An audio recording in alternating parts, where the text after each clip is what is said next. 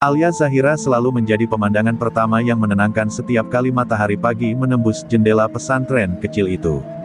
Dengan jilbab putih yang selalu rapi dan senyum lembut yang seolah mampu meredakan segala resah, ia dikenal sebagai bunga pesantren, simbol kebaikan, ketenangan, dan keimanan yang teguh. Setiap langkahnya dipenuhi hormat, setiap kata-katanya selalu meresap dalam hati teman-temannya. Namun tak ada yang tahu bahwa di balik kelembutan itu, ada air mata yang sering jatuh diam-diam di atas sajadahnya. Di asrama, Alia hidup sederhana. Ia tak pernah meminta apa-apa, bahkan ketika banyak santri lain mengaguminya atau berlomba-lomba dekat dengannya. Ia lebih senang duduk di sudut masjid selepas subuh, membaca kitab dengan lirih sambil menahan rindu pada keluarganya. Meski begitu, semua orang hanya melihat keteguhannya, tanpa sadar bahwa rindu itu kadang menggores lebih tajam dari pisau. Para ustazah sering memujinya. Alia ini seperti sinar di pesantren ini, kata salah satu dari mereka. Namun pujian itu tak pernah benar-benar membuat Alia bangga. Karena bagi Alia, dirinya bukanlah cahaya, ia hanyalah seorang gadis yang berusaha bertahan di tengah badai hidup yang tidak pernah benar-benar ia ceritakan kepada siapapun. Bahkan sahabat terdekatnya pun tak tahu apa yang sering membuat matanya sembab di malam hari. Ada kalanya, ketika semua santri sudah tertidur, Alia duduk sendirian di dekat jendela kayu tua asrama. Ia memandangi langit malam, bertanya-tanya apakah Tuhan mendengar semua doa yang ia bisikkan. Ada kegelisahan di dadanya, sebuah firasat buruk yang sejak beberapa hari terakhir tidak mau pergi. Seolah sesuatu yang besar sedang mendekat, sesuatu yang akan merubah hidupnya selamanya. Kelembutan Alia bukanlah tanpa alasan. Ia pernah merasakan pahitnya kekerasan di masa kecil, suara bentakan, pecahan kaca, dan malam-malam gelap ketika ia bersembunyi di bawah meja sambil menutup telinganya. Kenangan itu masih tinggal di sudut hatinya, namun ia pendam rapat sehingga tidak ada seorang pun yang melihat lukanya. Ia pikir di pesantrenlah ia akan menemukan ketenangan yang abadi. Teman-temannya sangat mengagumi betapa sabarnya Alia. Ketika ada santri yang membentaknya karena salah paham, ia hanya tersenyum dan memohon maaf. Ketika ia dituduh melakukan hal-hal kecil yang bukan kesalahannya, ia hanya menunduk dan menerima. Bukan karena ia lemah, tetapi karena ia percaya bahwa kesabaran adalah benteng terakhirnya untuk tetap bertahan. Namun pada suatu sore yang tenang, ketika matahari hampir tenggelam dan pesantren mulai redup oleh bayangan pepohonan, Alia menerima kabar yang membuat seluruh dunia seolah berhenti berputar. Wajahnya pucat, tubuhnya gemetar, dan suara azan maghrib yang biasanya menenangkan justru terdengar seperti genderang bencana. Dari kejauhan, seorang santri melihat Alia perlahan jatuh berlutut sambil menutup mulutnya, menahan tangis yang siap pecah. Pada detik itulah, hati yang selama ini ia jaga dengan penuh kesabaran mulai retak. Dan tanpa ia sadari, retakan itu adalah awal dari perubahan besar dalam hidupnya, perubahan yang akan membawa sosok bunga pesantren itu ke jalan yang tak pernah ia bayangkan sebelumnya. Bab 2, Luka yang tak terlihat. Kabar itu datang dari tetangganya, ayah Alia ditangkap polisi atas tuduhan yang tidak pernah ia lakukan. Tangannya dituduh terlibat kasus kriminal yang sama sekali tidak Alia percaya. Berita itu menghantam dada Alia seperti batu besar yang dijatuhkan dari langit. Sosok ayah yang selalu ia banggakan, lelaki lembut yang suka mengajarinya membaca Al-Quran di teras rumah, kini diperlakukan seperti penjahat. Malam itu, dunia Alia runtuh tanpa peringatan. Sejak saat itu, Alia tak lagi tidur nyenyak. Sepanjang malam ia duduk memeluk lutut, mencoba mencerna kenyataan pahit yang menyesakkan dada. Ia menatap gelap kamar asrama, berharap semua itu hanya mimpi buruk. Tetapi setiap kali ia menutup mata, wajah ayahnya muncul, bersedih, kecewa, dan tak berdaya. Alia merasa seolah ia adalah anak paling tak berguna di dunia karena tak bisa melakukan apa-apa untuk membantunya. Keesokan paginya, pesantren yang biasanya terasa seperti rumah tiba-tiba menjadi asing dan menakutkan. Bisikan-bisikan mulai terdengar, tatapan penuh prasangka mengikuti langkah Alia kemanapun ia pergi. Banyak yang tak percaya kabar itu, namun beberapa mulai menjauh darinya, takut terseret masalah yang mereka sendiri tak mengerti. Alia menunduk, menahan sakit yang menikam lebih keras dari kata-kata. Saat makan siang, seorang teman yang dulu dekat dengannya tiba-tiba duduk menjauh. "Maaf, Alia, aku nggak bisa dekat sama kamu dulu," katanya lirih namun menusuk. Alia hanya diam, menahan gemetar di ujung jemarinya. Ia ingin menghindar, ingin berteriak bahwa ayahnya tidak bersalah, tapi suaranya seperti hilang, tenggelam di dalam lumpur perasaan yang membuat dadanya sesak. Di tengah kekacauan batinnya, Alia mencoba mencari ketenangan dengan salat dan mengaji. Namun untuk pertama kalinya dalam hidup, ia merasa seperti sedang berbicara kepada langit kosong. Doanya tak mengalir, hatinya terasa beku. Ia takut pada dirinya sendiri, takut pada keraguan yang mulai merayap, pada pikiran-pikiran gelap yang tidak pernah ia bayangkan sebelumnya. Sore itu, ustazah kesayangannya mencoba menenangkan. Allah selalu bersama hamba yang diuji, ucapnya lembut. Tapi bagi Alia, kata-kata itu justru terasa seperti ironi yang menyakitkan. Jika Allah bersamanya, mengapa ayahnya harus diperlakukan begitu kejam? Mengapa hidupnya yang tenang harus hancur begitu mudah? Pertanyaan-pertanyaan itu berputar tanpa henti, menggerogoti ketabahannya sedikit demi sedikit. Hari-hari berikutnya menjadi semakin berat. Media lokal memberitakan penangkapan itu secara berlebihan, membuat nama keluarganya semakin tercoreng. Beberapa santri mulai berbisik, mungkin memang benar. Bahkan guru yang biasanya memuji Alia mulai memandangnya dengan iba yang terasa merendahkan. Setiap langkah Alia seperti berjalan di atas pecahan kaca, setiap detak hati adalah rasa sakit baru. Pada malam yang dingin, ketika seluruh santri sudah tertidur, Alia menangis dalam sujud yang panjang. Bahunya bergetar hebat, suaranya pecah oleh kesedihan yang tak mampu ia tahan lagi. Ia merasakan sesuatu dalam dirinya patah, bukan hanya karena ayahnya dituduh, tetapi karena ia mulai kehilangan keyakinan bahwa hidup masih bisa adil. Dan malam itu, untuk pertama kalinya, ia bertanya pada dirinya sendiri, sampai kapan aku harus bertahan sendirian? Bab 3, Dikhianati dan Dijebak. Beberapa hari setelah kabar penangkapan ayahnya, suasana di pesantren semakin mencekik bagi Alia. Tatapan iba berubah menjadi kecurigaan, bisikan berubah menjadi fitnah. Yang paling menusuk adalah ketika ia menyadari seseorang dari lingkaran terdekatnya, orang yang selama ini ia anggap sahabat, justru mulai menjauh tanpa alasan yang jelas. Alia tidak tahu bahwa angin pengkhianatan sedang bertiup pelan, menunggu saat yang tepat untuk menghancurkan sisa ketenangan hatinya. Sore itu, ketika Alia sedang merapikan kitab di dalam kelas yang sepi, ia dipanggil oleh salah satu ustazah. Dengan wajah tegang, ustazah tersebut memperlihatkan sebuah foto yang diambil diam-diam. Alia terlihat sedang menerima amplop besar dari seorang pria asing di dekat gerbang pesantren, foto yang sebenarnya telah direkayasa. Alia tertegun, darahnya seperti membeku. "Ini, bukan aku, ustazah. Ini, jebakan," ucapnya dengan suara gemetar. Tetapi suaranya terdengar seperti kebohongan di telinga mereka yang sudah dikuasai praduga. Kabar itu menyebar dengan cepat, lebih cepat daripada angin malam. Tudingan datang bertubi-tubi, ada yang menuduhnya menerima uang dari orang luar, ada yang bilang ia terlibat dengan pihak yang menjerat ayahnya. Alia dilanda badai fitnah yang terasa jauh lebih kejam daripada kabar penangkapan ayahnya. Ia ingin membela diri, tapi setiap kata yang keluar dari mulutnya selalu dipatahkan oleh bisik-bisik yang menghakimi. Yang paling menghancurkan adalah saat ia mendapati sahabatnya, Laila, menatapnya dengan ketakutan dan jijik. "Alia, kenapa kamu lakukan itu? Aku percaya kamu, tapi foto itu jelas sekali," kata Laila sambil menahan tangis.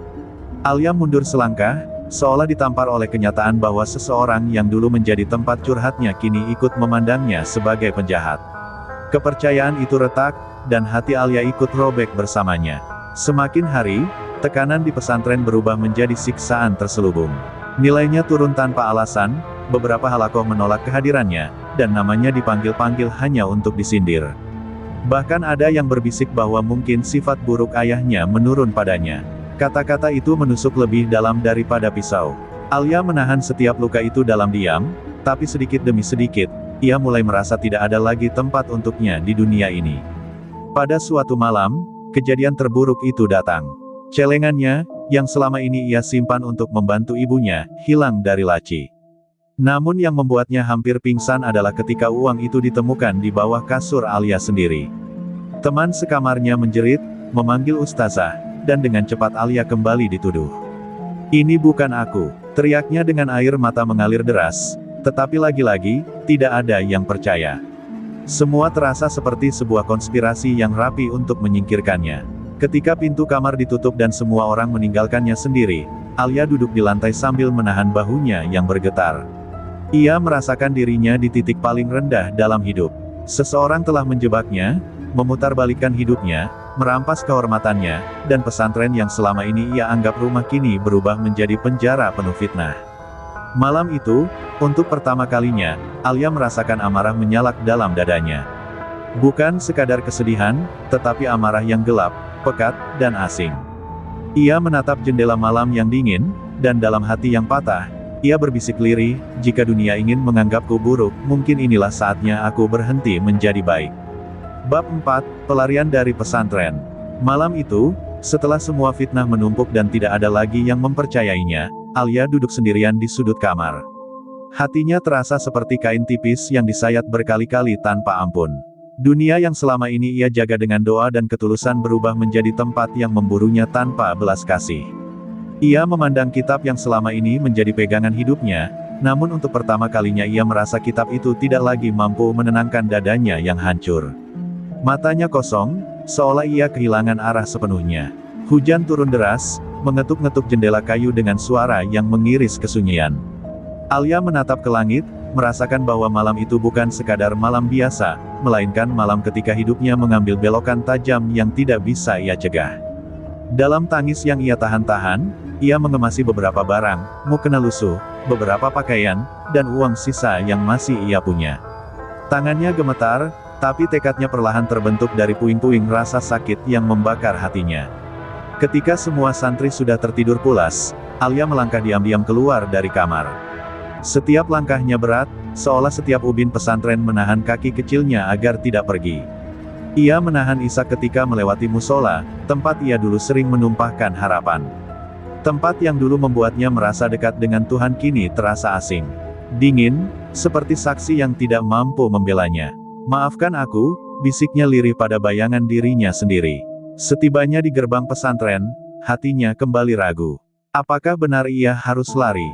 Apakah meninggalkan pesantren adalah satu-satunya jalan? Angin malam yang basah menerpa wajahnya, membawa lara yang semakin menggumpal. Dalam benaknya, wajah ayahnya yang tak berdaya di balik jeruji terus muncul. Fitnah, kejamnya teman-temannya, hilangnya kepercayaan, semuanya menuntunnya pada satu titik, ia tidak lagi punya tempat untuk kembali. Alia menoleh sekali lagi, melihat bangunan pesantren yang selama ini menjadi tempat ia tumbuh dan belajar. Namun kini tempat itu seakan menjadi monster besar yang menghisap semua harapannya. Tanpa menunggu keberanian kedua, ia melangkah keluar dari gerbang, melangkah meninggalkan dunia lamanya. Hujan menghapus jejak kakinya di tanah, seolah Tuhan sendiri memberi tanda bahwa perjalanan barunya sudah dimulai. Ia berjalan menyusuri jalan gelap, hanya ditemani lampu-lampu jalan yang temaram. Setiap langkah terasa asing. Ia tak tahu kemana harus pergi, hanya mengikuti insting yang didorong oleh luka dan pengkhianatan. Kota jauh di depan seperti tempat yang tak ramah, tetapi anehnya terasa lebih jujur dibandingkan orang-orang yang dulu memujanya. Ia memeluk dirinya sendiri, takut dan marah bersatu menjadi badai di dadanya. Setelah berjalan cukup lama, ia tiba di terminal bus kecil. Tempat itu sepi dan dingin, hanya ada beberapa orang yang tampak tak peduli pada dunia. Alia duduk di bangku tua, menatap hujan yang tak kunjung reda. Di sana, ia merasakan hampa yang benar-benar dalam. Ia bukan lagi Alia si bunga pesantren. Ia hanyalah seorang gadis yang kehilangan semuanya, keluarga, sahabat, dan keyakinan pada kebaikan hidup. Saat bas malam menuju kota besar akhirnya datang, Alia berdiri perlahan dengan mata sembab namun penuh tekad yang kelam. Dengan satu langkah ke dalam bas, ia meninggalkan bukan hanya pesantren, melainkan dirinya yang dulu. Ia tidak tahu apa yang menunggunya di kota, tapi ia tahu satu hal, dunia yang telah menjebaknya akan ia bayar suatu hari nanti. Dan malam pelariannya itu menjadi awal dari sosok baru yang perlahan bangkit dari reruntuhan hatinya. Bab 5, Dunia Gelap Kota. Ketika bas berhenti di terminal kota besar pada dini hari, Alia turun dengan langkah limbung. Kota itu terasa begitu luas, asing, dan menakutkan. Lampu-lampu jalan yang temaram, suara kendaraan yang tak pernah berhenti, dan wajah-wajah lelah para pendatang membuat Alia merasa seperti butiran debu yang hilang arah. Ia menarik napas panjang, mencoba menenangkan dirinya, namun setiap ingatan tentang pesantren dan semua pengkhianatan itu justru membuat dadanya semakin terhimpit. Di sana, di tengah keramaian kota yang tak peduli, Alia merasakan kesendirian yang lebih tajam dari pisau. Dengan tubuh yang menggigil, ia berjalan mengikuti jalanan yang diterangi lampu neon. Perutnya lapar, matanya perih, dan tubuhnya lelah setelah malam penuh pelarian. Ia masuk ke sebuah gang karena merasa butuh berteduh sejenak. Namun justru di sana, ia melihat sekumpulan pria mabuk yang sedang saling berteriak.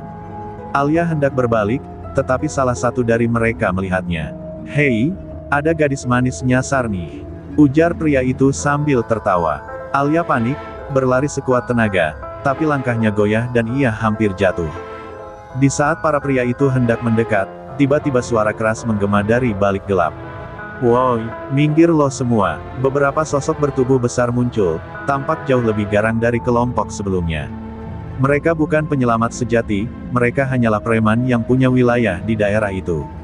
Namun bagi Alia yang ketakutan, kemunculan mereka seperti pintu kecil menuju keselamatan. Para pria mabuk itu segera kabur, dan Alia terdiam, tak tahu harus lari atau meminta tolong. Salah satu preman mendekati Alia, menggeser hoodie lusuhnya. Tatapannya tajam, tapi ada sedikit rasa iba. "Lu sendirian di jam segini. Mau mati?" "Hah," katanya ketus. Alia hendak menjawab, tetapi suaranya hilang. Ia hanya menunduk, tubuhnya lemas karena lelah dan dingin. Melihat itu, preman lain bergumam, "Udahlah, bawa aja anak ini ke markas. Kalau dia pingsan di sini, ribet."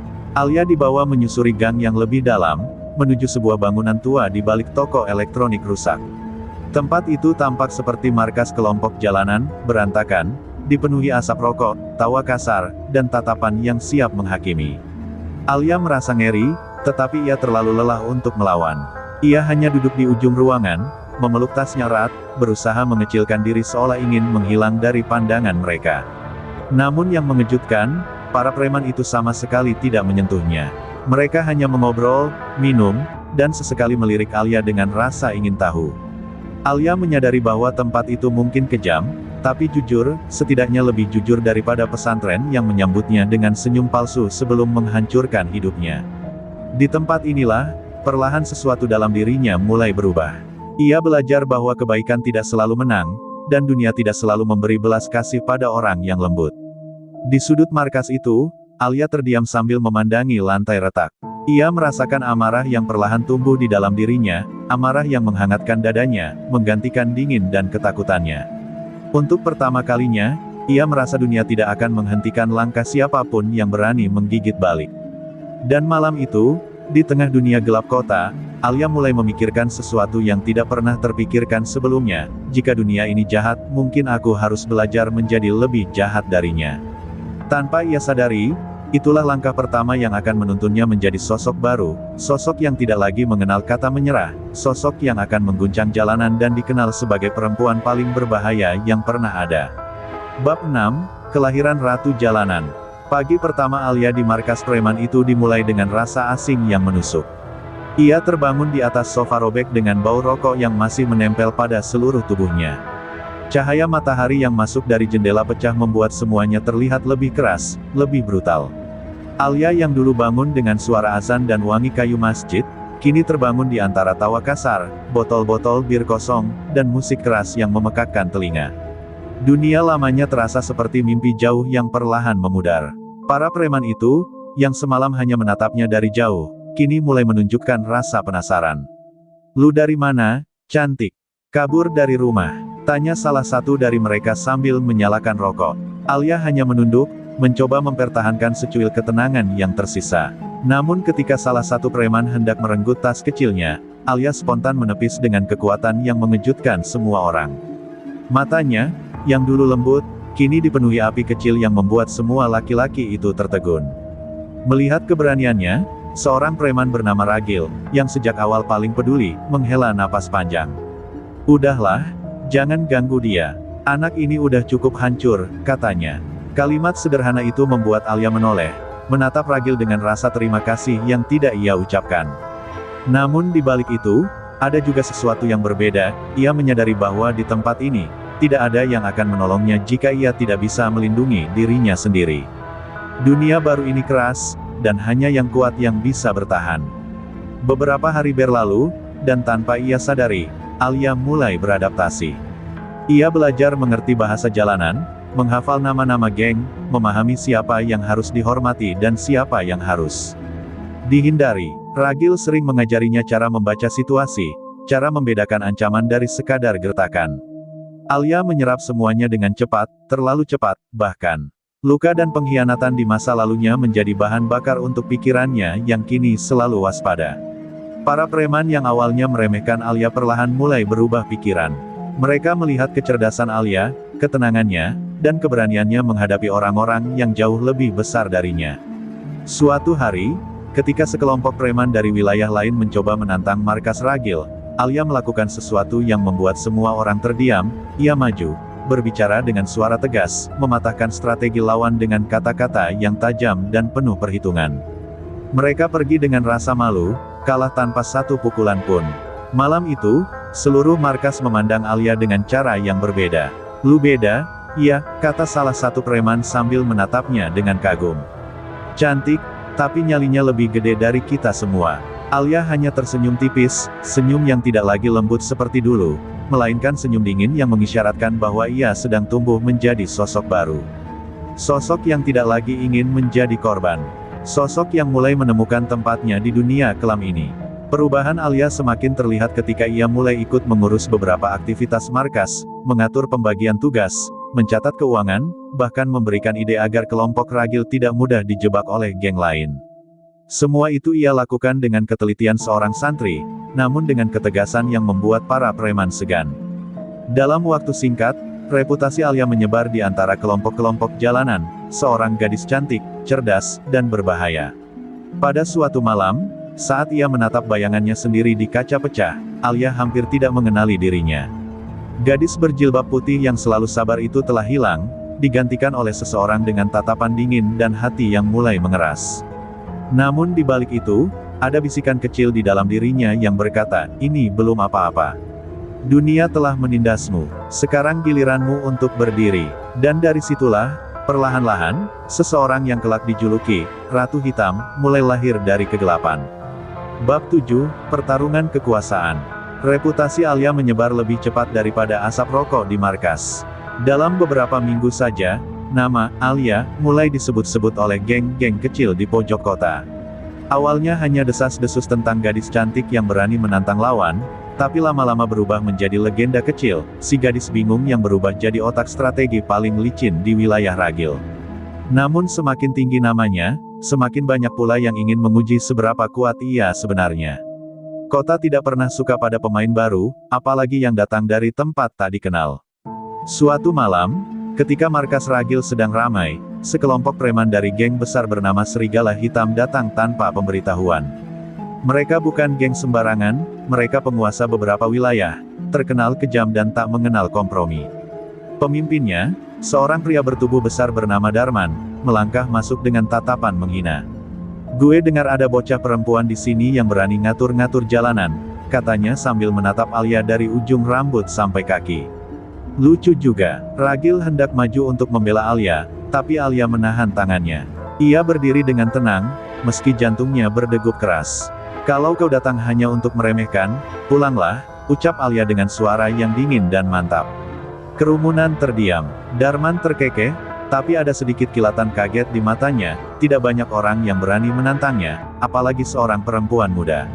Darman melangkah lebih dekat. "Lo pikir cuma modal mulut lo bisa bertahan di kota ini?" katanya sambil menepuk pipi Alia pelan, meremehkan. Dalam sekejap, Alia meraih tangannya, memelintirnya ke belakang hingga Darman meringis menahan sakit. Semua preman di ruangan itu terkejut, tak percaya bahwa gadis kecil itu bisa membuat pemimpin Serigala Hitam bertekuk lutut. Alia mendekatkan mulutnya ke telinga Darman dan berbisik pelan, "Jangan pernah sentuh aku tanpa izin." Setelah dilepaskan, Darman mundur dengan wajah merah menahan marah.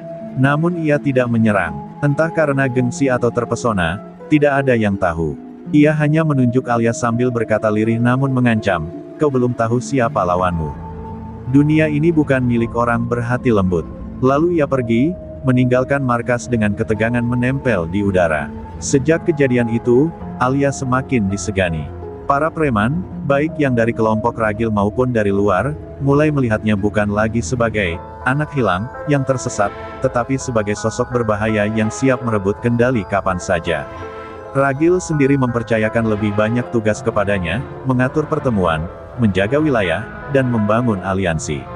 Alia bekerja tanpa lelah, seolah sedang membangun dinding baru untuk melindungi hatinya yang dulu begitu rapuh.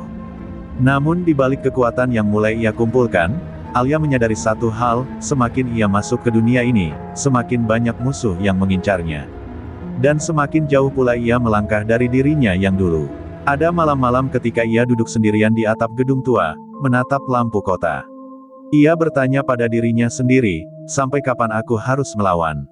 Sampai kapan aku bisa bertahan? Tapi setiap kali ia hampir menyerah, ingatan tentang fitnah, hinaan, dan wajah ayahnya yang tak berdaya kembali membakar hatinya. Puncaknya datang ketika sebuah kabar tersebar bahwa serigala hitam akan merebut wilayah Ragil. Itu bukan sekadar ancaman biasa, itu perang. Alia tahu bahwa saatnya telah tiba, dunia gelap ini tidak lagi melihatnya sebagai pendatang, tetapi sebagai ancaman nyata. Dan untuk pertama kalinya ia sadari, ia tidak lagi takut. Dunia sudah terlalu sering menginjaknya. Kini, giliran dia melawan balik. Malam itu, di tengah angin dingin kota, Alia berdiri di depan markas dengan tatapan tajam. Di belakangnya, para preman berkumpul menunggu perintah. Mulai hari ini, kata Alia dengan suara yang menggema, kita bukan lagi pelarian. Kita bukan lagi orang yang ditindas. Kita adalah kekuatan baru. Dan dari sana, pertarungan kekuasaan yang sesungguhnya pun dimulai, pertarungan yang akan membawa Alia menuju takdir kelamnya sebagai Ratu Hitam. Malam itu, angin berembus lebih dingin dari biasanya. Aulia duduk sendirian di atap bangunan tua tempat persembunyian kelompoknya. Di bawah sana, lampu-lampu kota berkedip seakan mengejek hatinya yang terombang-ambing. Segala yang ia lakukan hari ini, menghabisi para preman rival, seharusnya membuatnya merasa menang, namun yang ia rasakan justru kekosongan yang menganga. Aulia memandang kedua tangannya yang gemetar, menyadari bagaimana dirinya kini benar-benar berbeda dengan santri lembut yang dulu selalu menunduk saat berjalan. Bayangan masa lalu kembali muncul, menghantam seperti ombak tak kenal ampun. Ia teringat pada suara ustazah yang dulu sering membacakan doa untuk menenangkan hatinya. Terngiang pula wajah para sahabatnya di pesantren, senyum mereka, canda mereka, semua terasa seperti mimpi yang perlahan memudar dari ingatan. Aulia meremas bajunya sendiri, merasa seakan dirinya tengah terhisap dalam jurang gelap yang tak bisa ia cegah. Raka muncul dari pintu atap, membawa 2 gelas teh panas. Kau tampak seperti orang yang tersesat, katanya lirih, mencoba menyembunyikan kekhawatiran di balik nada suaranya. Aulia tidak langsung menoleh. Ia hanya mengembuskan napas berat, matanya tetap kosong menatap langit. Raka duduk di sampingnya, memberikan gelas itu, namun Aulia hanya memandanginya tanpa mengambil. Aku tidak yakin, ini semua yang aku inginkan, ucap Aulia akhirnya, suaranya retak. Raka menatapnya, wajah kerasnya melunak. Tapi kau memilihnya, jawabnya pelan. Dan aku hanya bisa mendampingimu di jalan yang kau pilih. Aulia tersenyum pahit, bukan karena bahagia, melainkan karena ia merasa terjebak. Ia ingin bebas, tapi tak tahu dari mana harus memulai. Raka, kalau aku mengatakan bahwa aku ingin berhenti dari semua kekacauan ini, apa kau akan membiarkanku? Tanya Aulia tanpa menoleh. Pertanyaan itu membuat Raka terdiam. Ia tahu apapun jawabannya, semuanya salah. Jika ia bilang iya, ia melepaskan satu-satunya orang yang selalu ia lindungi. Jika ia bilang tidak, itu berarti ia ikut menyeret Aulia lebih jauh ke dalam dunia gelap yang kini menjeratnya. Aulia, kau tidak bisa kembali ke masa lalu, jawab Raka akhirnya, berusaha terdengar setegas mungkin. Semua yang terjadi sudah mengubahmu. Dan musuh-musuhmu tidak akan membiarkanmu begitu saja. Kata-kata itu membuat hati Aulia bergetar. Ia tahu itu benar. Jika ia berhenti, jika ia kembali menjadi Aulia yang dulu, masa lalunya akan mengejarnya dan mungkin membunuhnya. Tiba-tiba, suara dering ponsel Raka memecah keheningan. Wajahnya berubah tegang saat melihat layar. Kita punya masalah besar, ucapnya cepat. Kelompok Rajo, yang selama ini memburu kita, baru saja menemukan lokasi pesantren lamamu. Aulia terperanjat, tubuhnya kaku seketika. Napasnya tercekat, seolah dunia berhenti berputar. Tidak, mereka tidak boleh menyentuh pesantren itu. Teriak Aulia, spontan berdiri. Emosi yang selama ini ia kubur memuncak dalam hitungan detik. Tanpa menunggu penjelasan, Aulia berlari menuruni tangga. Raka mengikuti dari belakang, namun Aulia sudah seperti bayangan, cepat, ganas, dan tidak menyadari bahwa langkah kakinya kini bukan lagi langkah seorang preman, atau seorang santri. Tapi langkah seseorang yang sudah kehilangan terlalu banyak dan tak sanggup kehilangan lagi. Aulia melaju di atas motor tanpa helm, angin malam menamparkan wajahnya, membuat mata merahnya semakin panas. Di dalam dadanya, amarah bercampur ketakutan berputar seperti badai. Ia tak peduli pada tatapan orang-orang yang ia lewati, yang ada dalam pikirannya hanya satu, pesantren tempat ia tumbuh, tempat ia pernah merasa damai, kini terancam oleh kelompok Rajo. Setiap detik yang berlalu terasa seperti sebuah pisau yang menggores jantungnya. Raka mengikutinya dari belakang, berusaha menyeimbangi kecepatan Aulia. Ia tahu betapa berbahayanya kondisi Aulia sekarang, perempuan itu sedang berada di titik di mana emosi bisa membuatnya melakukan hal-hal yang bahkan ia sendiri tidak sadari. Sesampainya di dekat gerbang pesantren, Aulia langsung berhenti mendadak, membuat Raka hampir menabraknya. Pesantren itu tampak gelap, sepi, dan pagar bagian belakang terlihat rusak seolah sengaja dijebol. Tanpa menunggu instruksi, Aulia menerobos masuk, napasnya terengah dan matanya liar mencari tanda-tanda kehidupan. Setiap sudut yang ia lewati mengembalikan kenangan masa lampau, suara langkah para santri, lantunan doa, gurauan ustazah. Semua kenangan itu kini terasa seperti hantu yang mengejeknya. Raka memegang bahunya, mencoba menenangkan, tapi Aulia menepisnya dengan kasar. Kalau mereka menyentuh satu saja dari mereka, aku akan habisi semuanya, bisik Aulia dengan suara yang hampir tidak terdengar namun penuh kebencian. Ia berjalan menuju aula utama, tempat biasanya seluruh santri berkumpul. Ruangan itu kosong, hanya ada sandal-sandal yang berserakan dan sajadah terlipat setengah, tanda bahwa semua orang pergi dengan tergesa. Aulia merasa tenggorokannya mengering. Ada sesuatu yang tidak beres. Tiba-tiba, suara langkah cepat terdengar dari arah dapur. Aulia segera meraih tongkat kayu bekas sapu yang tergeletak dan bersiap menyerang. Namun yang muncul adalah seorang santri kecil, wajahnya pucat dan penuh debu. Ketika melihat Aulia, santri itu menjerit ketakutan dan bersembunyi di balik meja. "Jangan sakiti aku, jangan!" serunya dengan suara bergetar. Aulia membeku. Mendengar itu seperti ditusuk dari dalam. Aku tidak akan menyakitimu," ucap Aulia perlahan, menurunkan tongkat di tangannya. Ia berlutut, mencoba mencari tatapan santri itu. Di mana yang lain? Apa yang terjadi? Santri itu menangis terseduh-seduh sebelum akhirnya menjawab, "Orang-orang jahat datang, mereka cari Kak Aulia, lalu ustazah bilang semua harus sembunyi di hutan belakang. Mereka bilang kakak, sudah bukan Aulia yang dulu." Kata-kata itu menghantam lebih keras dari pukulan apapun. Aulia merasakan lututnya lemas. Raka menatapnya, tapi tak mengucapkan sepatah kata pun. Kini, bukan hanya musuh yang mengejarnya, masa lalunya sendiri pun menolaknya. Aulia menggigit bibirnya hingga berdarah, hatinya bergetar antara marah, hancur, dan bersalah. Dengan mata yang kini dipenuhi tekad gelap, Aulia berdiri. "Bawa aku ke hutan, aku akan memastikan mereka selamat." Namun dalam hatinya, ia tahu keputusan ini akan mengubah segalanya. Jika kelompok Rajo benar-benar memburu pesantren hanya untuk memancingnya keluar, maka malam ini akan menjadi malam di mana Aulia bukan lagi sekadar mantan santri atau preman kejam. Malam ini, ia akan menjadi badai yang datang untuk menenggelamkan siapapun yang telah menyentuh masa lalu sucinya. Santri kecil itu berjalan di depan dengan langkah gemetar, sesekali menoleh untuk memastikan Aulia dan Raka tetap mengikuti. Hutan di belakang pesantren tampak lebih menyeramkan dari biasanya, gelap, sunyi, dan penuh suara ranting patah yang terdengar seperti bisikan ancaman. Aulia melangkah cepat, wajahnya menegang antara cemas dan marah. Setiap bayangan pohon membuat imajinasinya memunculkan kemungkinan terburuk, para santri terluka, ustazahnya tersiksa, atau sesuatu yang lebih mengerikan. Sesampainya di sebuah area lapang yang biasanya dipakai santri untuk kegiatan pramuka, Aulia langsung merasakan aura yang tidak biasa.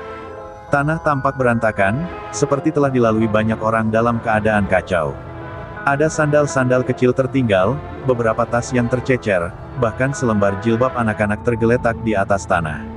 Aulia meraihnya dengan gemetar, menatapnya seolah itu adalah potongan hatinya sendiri yang terlepas. Raka mengangkat tangan, memberi isyarat untuk berhenti. Ia menunjuk bekas tapak kaki besar yang mengarah semakin dalam ke hutan. "Mereka tidak hanya datang," katanya pelan, "mereka menyeret seseorang." Ucapan itu membuat dada Aulia bergetar hebat. Ia mengepalkan tangannya sampai sendi-sendi memutih, amarah dan rasa takut bercampur menjadi satu, siap meledak kapan saja. "Ayo cepat," desis Aulia, suaranya seperti pisau yang baru diasah. Ia berlari mengikuti jejak itu, membiarkan ranting-ranting mencakar lengannya tanpa peduli. Dalam benaknya, hanya satu hal yang terus menggema, jika mereka menyentuh Ustazah, jika mereka menyentuh para santri, aku akan menghapus seluruh kelompok Rajo dari muka bumi. Raka berusaha mengimbangi langkahnya, namun bahkan ia pun merasa energi Aulia malam itu berbeda, liar, mengerikan, dan tak bisa dihentikan. Akhirnya, mereka tiba di sebuah pondok kecil yang sudah lama tidak digunakan. Lampu di dalamnya menyala redup. Aulia mendekat perlahan, napasnya berantakan. Dari dalam, terdengar suara laki-laki tertawa pelan, dibarengi suara seseorang yang merintih kesakitan. Suara itu membuat mata Aulia membesar. Ia mengenali suara itu, suara ustazahnya. Dalam sekejap, seluruh kegelapan dalam dirinya pecah, memunculkan sisi yang sudah lama ia coba kendalikan. Dengan dorongan penuh amarah, Aulia menendang pintu hingga terlempar. Pemandangan yang muncul membuat darahnya mendidih. Ustazah Nisa dalam keadaan terluka, tangannya terikat, dan seorang anggota Rajo berdiri di sampingnya, tertawa sinis. Begitu melihat Aulia, lelaki itu hanya menyeringai seakan mengatakan bahwa ini semua hanyalah permainan. Aulia tidak berpikir lagi. Ia menerjang. Pertarungan berlangsung cepat dan brutal. Aulia, dengan kemarahan yang membutakan, menghantam lelaki itu dengan pukulan yang bahkan membuat Raka terdiam. Setiap serangan bukan hanya sekadar pukulan, tetapi luapan semua luka batin yang ia pendam selama ini, rasa hilang, rasa dikhianati, rasa bersalah. Lelaki itu akhirnya tumbang, tak mampu menahan amukan yang seolah berasal dari seseorang yang tidak lagi mengenal rasa takut atau ampun. Ketika semuanya berakhir, Aulia jatuh berlutut di samping Ustazah yang hampir pingsan. "Ustazah, maafkan aku," suaranya pecah. Ustazah Nisa membuka mata perlahan, menatap Aulia dengan campuran cemas dan sayang. "Aulia, kau bukan murid kecilku lagi," ucapnya lirih. "Tapi kau juga bukan monster, kecuali jika kau memilih untuk menjadi itu." Kata-kata itu menusuk Aulia lebih dalam daripada senjata apapun. Dan malam itu, di tengah hutan yang sunyi, Aulia sadar, pertempuran selanjutnya bukan hanya melawan kelompok Rajo, tapi melawan dirinya sendiri. Aulia memapa Ustazah Nisa keluar dari pondok reot itu, sementara Raka menjaga dari belakang. Namun baru beberapa langkah, suara tepukan tangan menggema dari balik pepohonan. Dari kegelapan, muncul Rajo, pemimpin kelompok yang telah memburu Aulia selama berminggu-minggu. Senyumnya miring, penuh kesombongan. "Akhirnya, ratu kecil kita keluar juga," ucapnya dingin. Aulia merasakan darahnya membeku. Ia tahu, inilah momen yang sudah lama ia hindari, pertarungan yang tidak bisa ia lari darinya. Rajo melangkah maju sambil membawa pistol, namun tidak menodongkannya. "Kau tahu apa yang lucu, Aulia?" katanya sambil tertawa kecil. "Semua ini, pesantrenmu, gurumu, teman-temanmu, semuanya jadi target karena kau tidak tahu kapan harus berhenti." Kata-kata itu menyelinap masuk seperti racun. Aulia mengertakkan giginya kuat-kuat. Ia ingin membantah, tapi di dalam hati kecilnya, ia tahu ada setitik kebenaran di sana, dan itulah yang paling menyakitkan. Raka maju hendak melindungi Aulia, namun Aulia menahan bahunya. "Ini urusanku," katanya pelan tapi tegas. Untuk pertama kalinya, Raka melihat sesuatu yang berbeda di mata Aulia, bukan amarah semata, melainkan tekad yang jauh lebih dalam. Aulia melangkah mendekat, tanpa senjata, hanya membawa luka dan keyakinan bahwa malam ini harus berakhir, salah satu dari mereka harus tumbang. Rajo terkekeh, kemudian menyerang dengan tinju. Pertarungan pecah brutal, keras, tanpa belas kasihan. Aulia menangkis, memutar tubuh, lalu menghantamkan siku ke rahang Rajo.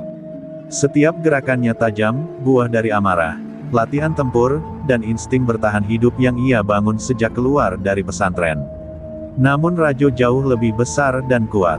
Beberapa pukulannya berhasil mendarat di tubuh Aulia, membuat napasnya tersengal. Tapi ia tidak berhenti. Tidak kali ini. Pada satu momen, Rajo berhasil mendorong Aulia ke tanah dan menekan lehernya. Dunia terasa menutup, suara-suara memudar. Wajah Ustazah, wajah para santri, wajah dirinya di masa lalu, semua berkelebat dalam benaknya. "Aku bukan monster," batin Aulia berbisik. "Tapi aku juga bukan korban lagi. Dengan sisa tenaga, ia meraih batu besar di sampingnya, menghantamkannya ke tangan Rajo hingga genggamannya terlepas. Aulia bangkit, mengayun sekali lagi, kali ini tepat ke pelipis musuhnya. Rajo jatuh tersungkur, tubuhnya tak bergerak, napasnya menghilang perlahan. Sunyi, sangat sunyi. Aulia berdiri terpaku, dadanya naik turun. Bukan rasa puas yang timbul, melainkan kehampaan yang menghancurkan. Ia memandang tangannya yang berlumuran darah, bukan hanya darah musuhnya, tetapi juga darah dari pilihan-pilihan kelam yang ia buat selama ini. Ustazah Nisa mendekat perlahan, meskipun tubuhnya masih lemah. Aulia, lihat aku, pintanya dengan suara lembut. Aulia menunduk, hampir takut menatap wajah yang selama ini ia hormati. Kau terluka, kau tersesat, tapi kau tidak hilang, ujar Ustazah. Jalan kembali selalu ada. Pertanyaannya, apakah kau ingin kembali? Air mata yang sudah lama ditahan akhirnya jatuh. Aulia tidak menjawab, tapi untuk pertama kalinya, ia benar-benar ingin berubah, bukan karena rasa bersalah, tetapi karena ia ingin punya alasan untuk hidup tanpa rasa takut. Saat fajar mulai menyentuh langit, Aulia berjalan keluar dari hutan dengan langkah kecil namun pasti. Raka di belakangnya, Ustazah di sampingnya. Ia tahu perjalanan tidak akan mudah, dosa masa lalunya tidak akan hilang begitu saja. Namun ia juga tahu sesuatu yang baru, ia punya kesempatan untuk memilih kembali siapa dirinya. Bukan santri manis yang rapuh. Bukan preman kejam yang haus pembalasan. Tetapi seseorang yang bangkit dari dua dunia itu, lebih kuat, lebih sadar, dan akhirnya, lebih manusia.